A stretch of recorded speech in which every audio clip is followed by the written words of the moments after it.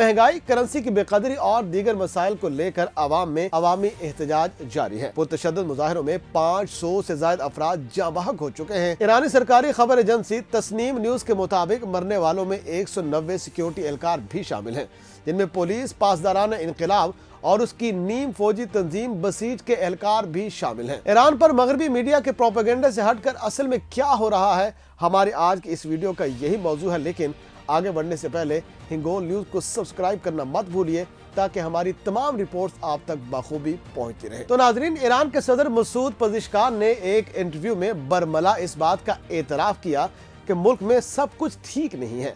एहतजाज करने वाले 80 से 90% लोगों के मुतालबात जायज हैं। लोगों के तहफ़्फ़ुज़ात दूर करना हमारी जिम्मेदारी है, लेकिन इससे बड़ी जिम्मेदारी ये है कि हम किसी इंतशारी ग्रुप को इजाज़त ना दें कि वो आए और पूरे मुल्क को ख़राब करें।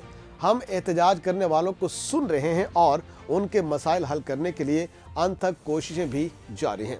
एहतजाज और फसाद में फ़र्क ज़रूरी है। ईरानी सदर ने मज़ीद कहा कि उनके मुल्क में जारी फसादात के पीछे अमेरिका और इसराइल जैसी ताकतें मौजूद हैं। दुश्मन ने तरबियत याफ्ता दहशतगर्दों को मुल्क में उतार रखा है।